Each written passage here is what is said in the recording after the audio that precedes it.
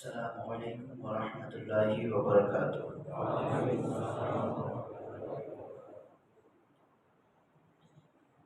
الحمد للہ الذی ابدع الافلاک والارضین والصلاة والسلام علی من کان نبیا وآدم بین الماء والدین وعلی آلہ واصحابہ اجمعین، اما بعد فاعوذ باللہ من الشیطان الرجیم، بسم اللہ الرحمن الرحیم۔ قال اللہ تعالی فی القرآن المجید والفرقان الحمید، فَإِذَا قُضِيَتِ الصَّلَاةُ فَانتَشِرُوا فِي الْأَرْضِ وَابْتَغُوا مِن فَضْلِ اللَّهِ۔ صدق اللہ المولانا العظیم وصدق رسولہ النبی الامین المکین الکریم، ونحن على ذلك لمن الشاہدین والشاکرین، والحمد للہ رب العالمین۔ معزز سامعین کرام، آج کی اس مقدس محفل میں جو محفل کا نام عرس حضرت خواجہ دانا اور محفل اصلاح معاشرہ، اس میں رب تبارک و تعالیٰ نے ہمیں آنے کا موقع نصیب فرمایا۔ رب تبارک و تعالیٰ اس مجلس کو ہمارے لیے نجات کا ذریعہ بنائے۔ سامعین محترم، ہم نے ابھی کچھ لمحے پہلے برادر عزیز سے حضرت خواجہ دانا رحمۃ اللہ تعالیٰ علیہ کی بارگاہ میں جو خراج عقیدت پیش کیا گیا وہ ہم نے سنا۔ انہوں نے کہہ کر کے خراج عقیدت پیش کیا اور ہم نے سن کر کے پیش کیا۔ حضرات گرامی، چونکہ ہم اہل سنت و جماعت بزرگان دین کی جو شان ہے وہ بھی بیان کرتے ہیں، ان کے مقام کو بھی بیان کرتے ہیں، اور ساتھ ہی ساتھ میں اعمال کی اصلاح کی طرف بھی توجہ کرتے ہیں، اور یہ بہت ضروری ہے تاکہ دیکھنے والا یہ کہے کہ دیکھو یہ خواجہ دانا کا عاشق کتنا عامل ہے، کتنا عمل کرنے والا ہے، دیکھو یہ خواجہ غریب نواز سے عشق رکھنے والا، یہ شریعت مطہرہ کا کتنا پابند ہے، دیکھو یہ پیارے آقا صلی اللہ تعالیٰ علیہ وسلم کے عشق کا دم بھرنے والا، نمازوں کا کتنا پابند ہے، احکامات الہیہ اور احکامات رسول کو وہ کتنا مد نظر رکھتا ہے۔ یہ ہم اہل سنت و جماعت کا وتیرہ ہے کہ ہم عشق کی بھی باتیں کرتے ہیں اور عمل کی باتیں بھی کرتے ہیں، دونوں باتیں ہم اپنی محفلوں میں کیا کرتے ہیں۔ سامعین محترم، آج جس عنوان کو میں نے آپ کے سامنے لانے کی کوشش کی ہے اور یہ جو کوشش کر رہا ہوں اس کے متعلق میں آپ سے کچھ کہوں تو آئیے ہم اور آپ مل کر سب سے پہلے اپنی اور ساری کائنات کے مرکز عقیدت ارواحنا فدا جد الحسن والحسین حضور احمد مجتبی محمد عربی مصطفیٰ صلی اللہ تعالیٰ علیہ وسلم کی بارگاہ بکس پناہ میں درود شریف کا نذرانہ پیش کریں۔ اللہم صلی علی سیدنا و مولانا محمد وبارک وسلم صلاۃ و سلام علیک یا رسول اللہ صلی اللہ تعالیٰ علیہ وسلم۔ حضرات گرامی، رب تبارک و تعالیٰ ارشاد فرماتا ہے فَإِذَا قُضِيَتِ الصَّلَاةُ فَانتَشِرُوا فِي الْأَرْضِ وَابْتَغُوا مِن فَضْلِ اللَّهِ، کہ اے لوگوں جب تم نماز کو ختم کر چکو تو زمین پر پھیل جاؤ، زمین پر پھیل جاؤ اور اللہ کا فضل تلاش کرو۔ یہ آیت مقدسہ ہمیں رزق حلال کی طرف لے جانا چاہتی ہے۔ اس آیت مقدسہ سے ہمیں جو رب تبارک و تعالیٰ کی جانب سے درس ملتا ہے، یہ آیت مبارکہ ہم تک جو پیغام پہنچانا چاہتی ہے وہ یہ ہے کہ ہم کو رزق حلال کی تلاش کرنی چاہیے، ہمیں رزق حلال کی طرف اپنے قدموں کو اٹھانا چاہیے۔ سب سے پہلے میں آپ کو ایک بات بتانا چاہتا ہوں کہ دیکھیے اللہ تبارک و تعالیٰ نے اس آیت مبارکہ میں ارشاد فرمایا وَابْتَغُوا مِن فَضْلِ اللَّهِ، اللہ کے فضل کو تلاش کرو۔ تو اللہ کا احسان ہے کہ ہم جو کمائی کرتے ہیں، ہم جو چاہے وہ بزنس کر رہے ہو، چاہے کسی جگہ جاب کر رہے ہو، اس سے جو کچھ بھی کمائی ہمیں حاصل ہوتی ہے، رب تبارک و تعالیٰ نے اس کمائی کو اپنا فضل شمار فرمایا ہے، اسے اپنا فضل شمار فرمایا ہے کہ اللہ نے فرمایا کہ میرے فضل کو تلاش کرو۔ معزز سامعین کرام، لیکن کون سی کمائی اللہ کا فضل ہے اور کون سی کمائی جہنم کا ایندھن ہے، اس کی طرف ہمیں غور و فکر کرنا ہوگا۔ اللہ تبارک و تعالیٰ نے جو فرمایا کہ میرے فضل کو تلاش کرو، تو اس سے مراد رزق حلال ہے، کیونکہ حلال رزق ہی وہ اللہ کا فضل ہے، اور جو حرام ذرائع سے کمایا جاتا ہے وہ اللہ کا فضل نہیں ہے بلکہ وہ شیطان کا فریب ہے۔ اور جو شخص شیطان کے فریب میں آ کر کے اگر کوئی کام کرتا ہے اور شیطان کے کہنے کے مطابق اگر کوئی عمل کرتا ہے تو وہ جنت کے راستے پر نہیں بلکہ جہنم کے راستے پر ہے، وہ جہنم کے راستے پر ہوتا ہے۔ معزز سامعین کرام، رزق حلال آج کے دور کی سب سے اہم ضرورت ہے۔ آج ہر شخص اس دور میں ہے، آج ہر شخص اس حریفائی میں ہے، اس مقابلے میں ہے کہ فلاں شخص اتنا مالدار ہو گیا، میں کیوں نہ اس شخص سے آگے بڑھ جاؤں۔ فلاں شخص کے پاس اتنی دولت ہے، فلاں شخص کے پاس اتنا مال ہے، میں بھی جو وہ کام کر رہا ہے تو میں بھی اسی طریقے سے مال و دولت حاصل کر کے میں بھی آگے بڑھ جاؤں۔ یعنی آج کے دور میں جو مال و دولت میں آگے بڑھنے کا جو مقابلہ دیکھا جا رہا ہے وہ اسلاف کے زمانے میں ایسا مقابلہ نہیں تھا، اور قرب قیامت اور بھی لوگوں کے دلوں کے اندر مال کی محبت جو آنے والی ہے، اللہ کی پناہ کہ پروردگار ہمیں حرام مال سے بچائے اور حلال رزق کی طرف پروردگار عالم ہمیں اپنے قدموں کو اٹھانے کی توفیق عطا فرمائے۔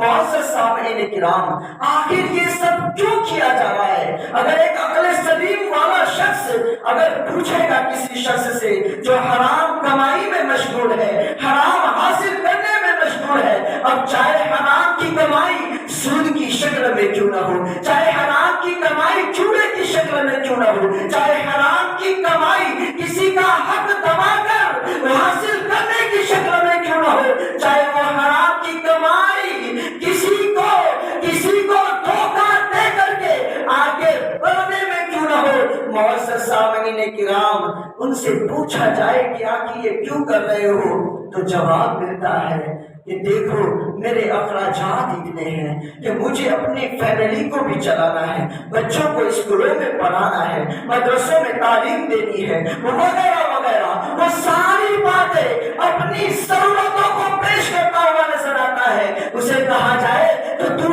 حلال ذرائع سے کیوں نہیں کماتا، حلال ذرائع سے رزق حاصل کیوں نہیں کرتا، تو وہ جواب دیتا ہے کہ اگر میں حلال ذرائع سے رزق حاصل کروں گا تو ہو سکتا ہے کہ دن میں 500 کماؤں، ہو سکتا ہے کہ دن میں 1000 کماؤں، لیکن حضرت بات یہ ہے کہ دن کا میرا خرچہ 3000 یا 4000 ہے۔ بھلا بتائیں حلال کی کمائی کے ذریعے میں اپنے خرچے کو کیسے مکمل کروں گا، میں کس طریقے سے اپنی فیملی کو آگے لے جاؤں گا۔ اللہ اکبر! ارے اے بندے، تیری عقل کہاں چلی گئی ہے؟ تو ذرہ برابر سوچنے کے قابل نہ رہا۔ ارے تجھے سوچنا تو چاہیے تھا کہ جب تو چھوٹا تھا، جب تیرے ذہن و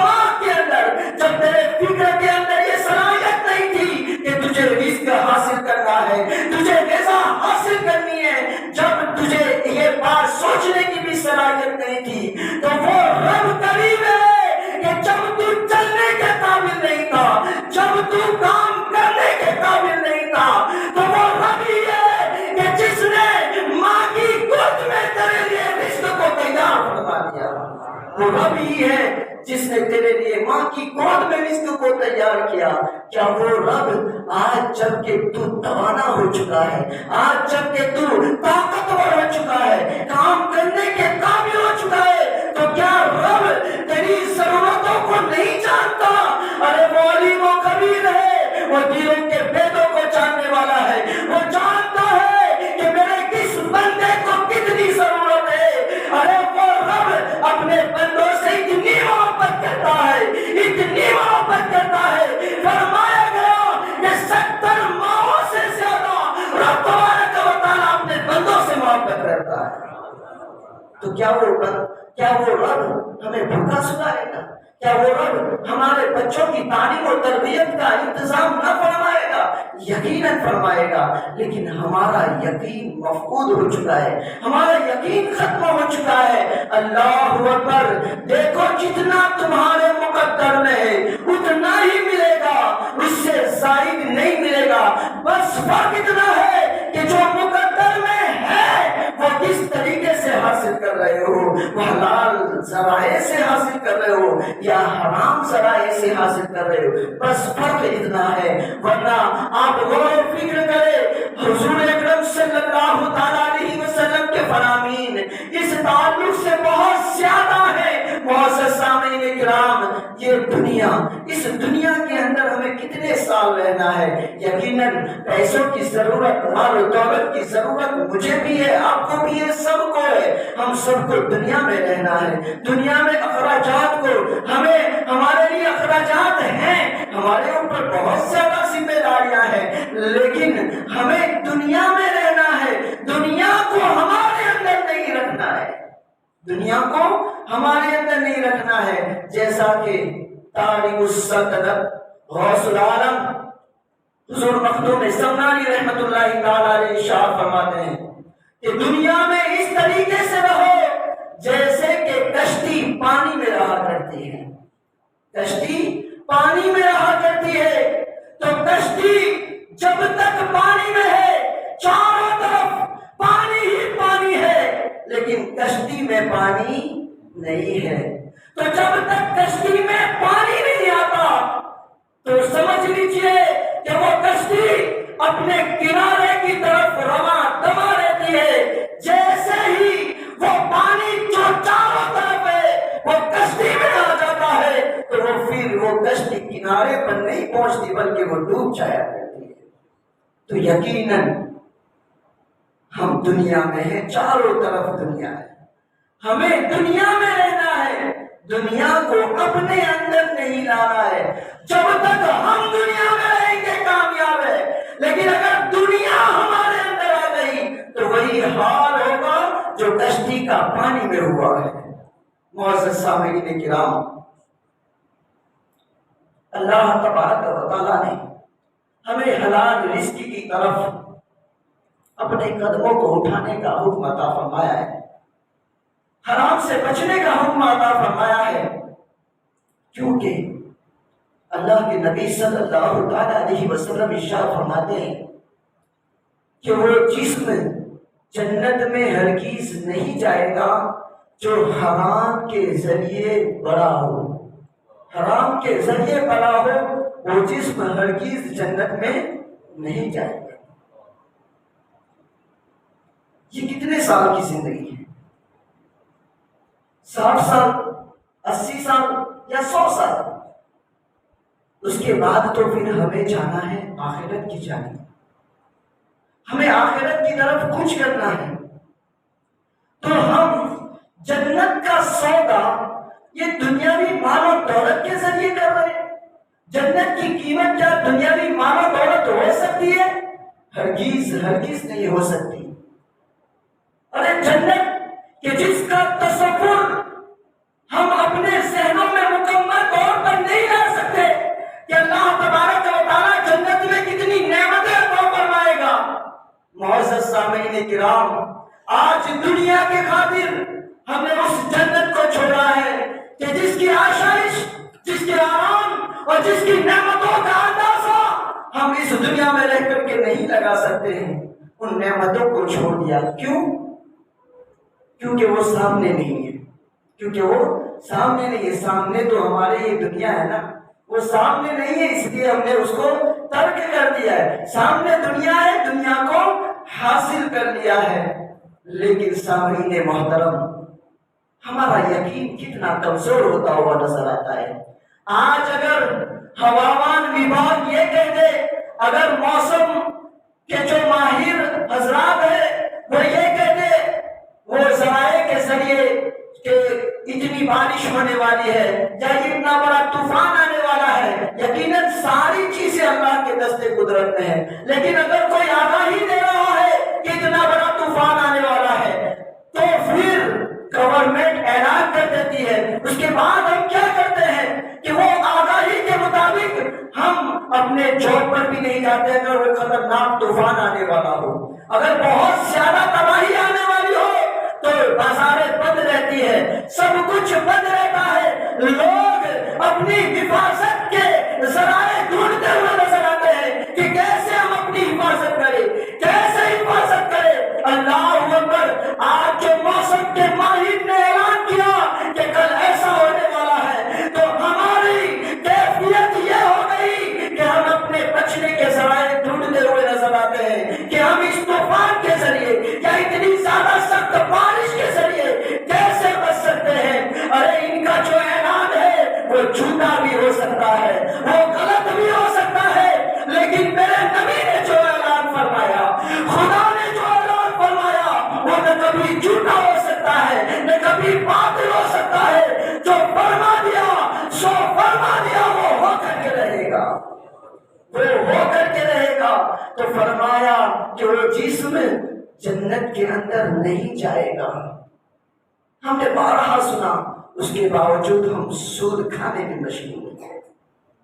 ایسا نہیں کہ یہ بات آج بتائی جا رہی ہے، نہیں، ہزاروں مبلغین اسلام نے بتائی ہے، ہزاروں اسلام کی تبلیغ کرنے والوں نے آپ کو بتائی ہے۔ آپ کو معلوم ہے، ایسا بھی نہیں کہ آج نئی بات معلوم ہو رہی ہے، ہرگز ایسا نہیں، معلوم ہے، اس کے باوجود ہم ان چیزوں کے اوپر عمل کرتے ہوئے نظر نہیں آتے، اور یہ سوچتے ہیں کہ اگر میں نے حرام ذرائع کو چھوڑ دیا اور حلال پر آ گیا تو پھر میں غریب ہو جاؤں گا۔ ارے بندے، ابھی ہی میں نے کہا کہ اللہ نے مقرر کر رکھا ہے، اب چاہے آپ حلال طریقے سے لے یا حرام طریقے سے لے۔ جیسا کہ بایزید بستامی رحمۃ اللہ تعالیٰ علیہ کی ایک بات میں آپ کے سامنے عرض کروں۔ حضرت بایزید بستامی رحمۃ اللہ تعالیٰ علیہ وہ سفر کی حالت میں تھے، حالت سفر میں ایک جگہ عصر کا وقت ہوا تو مسجد میں عصر کی نماز تو ہو چکی تھی، وہ کچھ دیر میں وہاں پر پہنچے تو جس گھوڑے پر سوار ہو کر کے بایزید بستامی رحمۃ اللہ تعالیٰ علیہ تشریف لائے تھے تو وہ گھوڑا انہوں نے کھڑا کیا اور پھر ایک شخص کو ڈھونڈا اور دیکھا تو کہا کہ یہ گھوڑا تم اپنی حفاظت میں رکھو، میں نماز پڑھ کے آتا ہوں، پھر میں تم سے یہ گھوڑا واپس لے لوں گا۔ حضرت بایزید بستامی رحمۃ اللہ تعالیٰ علیہ اسے دیکھ کر کے پھر نماز کے لیے چلے جاتے ہیں۔ ادھر کیا کرتا ہے وہ شخص؟ ادھر وہ شخص دیکھتا ہے کہ گھوڑے پر بڑی قیمتی زین لگی ہوئی ہے جس پر بیٹھا جاتا ہے، بڑی قیمتی زین لگی ہوئی ہے، مجھے اس سے کچھ دراہیم حاصل ہو جائیں گے، لہٰذا جیسے ہی بایزید بستامی رحمۃ اللہ تعالیٰ علیہ مسجد کے اندر عبادت میں مشغول ہو گئے، وہ شخص جو ہے وہ زین لے کر کے بازار میں چلا جاتا ہے، گھوڑا وہیں پہ رہتا ہے، زین لے کر کے بازار میں چلا جاتا ہے اور زین کی جو دکان ہوتی ہے، جو شاپ ہوتی ہے، وہاں پر جا کر کے اسے بیچ دیتا ہے۔ کتنے میں بیچتا ہے؟ 2 درہم میں، 2 درہم میں وہ زین بیچ دیتا ہے۔ پھر وہ بیچ کر کے چلا جاتا ہے، رفو چکر ہو جاتا ہے، دکھائی نہیں دیتا۔ پھر کیا ہوتا ہے؟ حضرت بایزید بستامی رحمۃ اللہ تعالیٰ علیہ وہ نماز پڑھ کے باہر تشریف لاتے ہیں تو دیکھتے ہیں کہ گھوڑا تو موجود ہے لیکن جسے حفاظت کے لیے رکھا تھا وہ نہیں ہے اور گھوڑے کے اوپر زین بھی نہیں ہے۔ وہ سارا معاملہ سمجھ جاتے ہیں کہ یہ اس شخص نے زین بیچ کر کے اپنا کچھ کام کر لیا ہوگا اور وہ چوری کر گیا ہے، بس وہ سمجھ جاتے ہیں. پھر وہ بازار میں ظاہر سی بات ہے بغیر سیم کے تو سفر کر نہیں سکتے، تو پھر بازار میں وہ سیم لینے کے لیے جاتے ہیں تو دیکھتے ہیں کیونکہ سیم کی دکان پہ ہی سیم ملے گی اور اس نے بھی وہیں پہ بیچی تھی، تو وہ وہاں پر دیکھتے ہیں کہ وہی سیم جو ان کے گھوڑے کی تھی وہ لٹکی ہوئی ہے، وہی سیم لٹکی ہوئی ہے. تو دکاندار سے پوچھا کہ یہ سیم بڑی خوبصورت ہے، تو اسے کتنے میں بیچے گا؟ تو اس نے کہا کہ میں 3 درہم میں بیچوں گا. کتنے میں؟ 3 درہم میں. تو پھر بایزید بسطامی رحمۃ اللہ تعالیٰ علیہ فرماتے ہیں ٹھیک ہے میں اسے خرید رہا ہوں 3 درہم میں، لیکن مجھے بتاؤ کہ تم نے جس سے خریدی اس نے تم کو کتنے میں دی ہے، یعنی تو نے اس کی قیمت کتنی ادا کی ہے. تو اس وقت کے تاجر بھی بڑے اچھے تھے، آج کی طرح نہیں کہ آج اگر ہم دکان میں جاتے ہیں، مان لیجئے کہ شوز کی دکان میں گئے، کہا کتنے کا ہے، کہا کہ 200 روپیہ، تو سامنے والا کہے گا نہیں 150 روپے میں دینا ہے تو دیجئے. تو پھر شوز والا کیا کہتا ہے، ارے مولانا صاحب ارے دیکھیے 150 روپے میں تو مجھے نہیں پڑا ہے، میری خریدی نہیں ہے 150 روپے کی. تو حالانکہ 130 میں یا 120 میں اس نے خریدا ہے، اس کے باوجود یہ کہتا ہے کہ 150 کا تو میں نے نہیں خریدا ہے. ارے ہم اس طریقے سے اپنی حلال کی کمائی کو بھی حرام کرتے ہوئے نظر آتے ہیں. آپ کو کس نے کہا ہے کہ اپنی قیمت ظاہر کرے؟ نہ کرے قیمت ظاہر. آپ اپنے مال کو بیچ رہے ہیں، آپ کا حق ہے، آپ جتنی قیمت لینا چاہے شریعت مطہرہ کی روشنی میں وہ آپ کا حق ہے.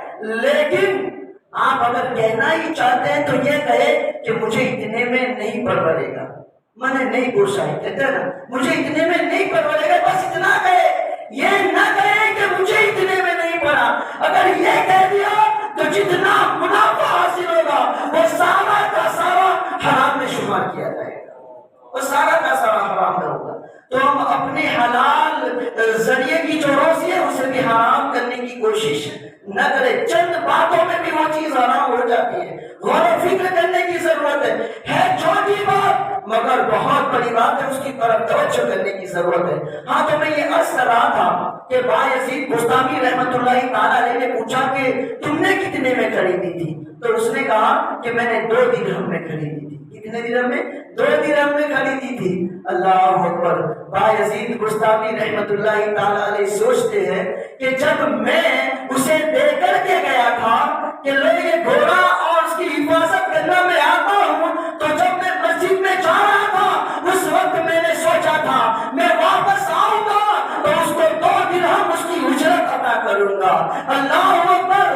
اگر وہ چوری کر کے بازار میں نہ جاتا، نہ بیچتا اور وہاں کھڑا رہتا، اس کی حفاظت کرتا، تو ضرور اسے جو اجرت میرے والی تھی 2 درہم جو میرے والے تھے اسے حلال کے ذریعے بھی ملنے والے تھے. لیکن اس نے اپنے رزق کو اپنی ایسی کوششوں کے ذریعے جو حلال تھا اسے حرام کر دیا.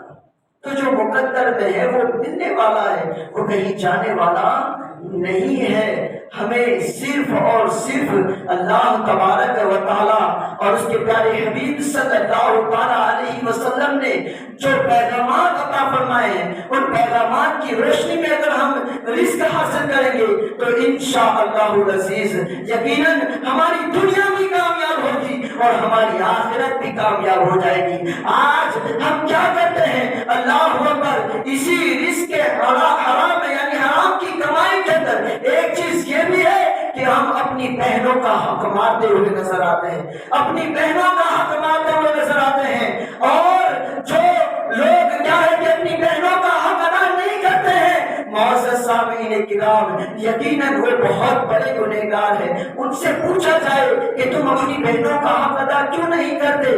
اب میں ایسا نہیں کہ صرف مالداروں سے کہہ رہا ہوں، جس کے پاس 5 کروڑ کی پراپرٹی ہے اس میں بھی بہن کا حق ہے، اور جس کے پاس 5 لاکھ کی ہے اس میں بھی بہن کا حق ہے.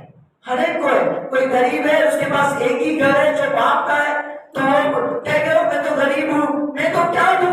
ارے نہیں، اس گھر میں بھی تیری بہن کا حق ہے، اس گھر کے اندر بھی ہے، چاہے وہ کروڑوں کا ہو چاہے ہزاروں یا لاکھوں کا ہو. بس کروڑوں کا جو ہے وہ لاکھوں میں حق نکلے گا اور جو لاکھوں کا ہے اس کا ہزاروں میں نکلے گا، لیکن نکالنا ضرور ہے۔ تو ہم کیا کرتے ہیں؟ اس کہتے ہیں کہ ہم نے اپنی بہنوں کی شادی نہیں کی ہے، ہم نے بہنوں کی شادی میں بڑا خرچہ کیا ہے، بہنوں کی شادی کے اندر بہت زیادہ پیسے یوز کیے، لہذا بہنوں کو دینے کی ضرورت نہیں ہے، اور آگے بھی کچھ کام آئے گا تو ہم بہنوں کو دیتے ہی رہتے ہیں، یہ کہہ کر کے اسے چھوڑ دیتے۔ اور بہنیں بھی بیچاری کیا ہے معلوم ہے؟ آپ یہ نہ سمجھے کہ میری بہن نے معاف کر دیا، بہنیں یہ سوچ کر کے معاف کرتی ہے کہ کل کو اگر خدا نخواستہ میرے شوہر نے نکال دیا تو اس گھر کے علاوہ میرا کوئی گھر نہیں ہے، یہ سوچ کر کے معاف کرتی ہے۔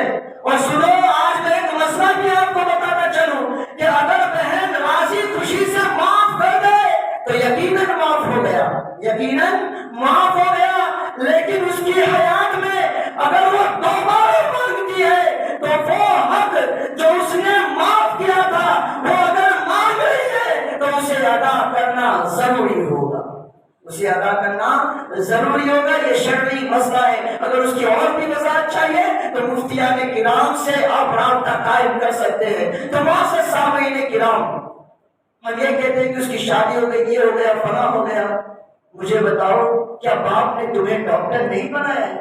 کیا تمہیں ٹیچر نہیں بنایا ہے؟ کیا ڈاکٹر بنانے میں، ٹیچر بنانے میں تیرے اوپر خرچہ نہیں ہوا ہے؟ ارے باپ نے تیری شادی کی تو تیری شادی میں خرچہ نہیں ہوا ہے، تو بہن کی شادی میں خرچہ کیا تو وہ حق معاف ہو گیا، اور تیری شادی میں، تیرے ٹیچر بننے میں، تیرے عالم بننے میں، یا تیرے پھر وہ انجینئر بننے میں، ڈاکٹر بننے میں جو خرچہ ہوا اس کے باوجود تیرا حق معاف نہیں ہوا اور بہن کا معاف ہو گیا، یہ کہاں کی عقل ہے؟ کہاں کی عقل ہے؟ معزز سامعین کرام، جتنے بھی حرام ذرائع ہیں اسے بچنے کی کوشش کریں، حلال کی طرف آئے۔ انشاءاللہ اگر آپ حلال کی طرف آئیں گے، اللہ کے رسول ارشاد فرماتے ہیں کہ اگر کوئی شخص حرام کا ایک لقمہ بھی کھائے تو اللہ تبارک و تعالیٰ اس کی 40 دن کی عبادت قبول نہیں فرماتا۔ ہم غور و فکر کریں، ہم کیوں اپنی دنیا کو برباد کریں، کیوں اپنی آخرت کو برباد کریں؟ پروردگار عالم مجھے اور سب کو کہنے سننے سے زیادہ عمل کرنے اور اس کو عام کرنے کی توفیق رفیق عطا فرمائے۔ السلام علیکم ورحمۃ اللہ وبرکاتہ۔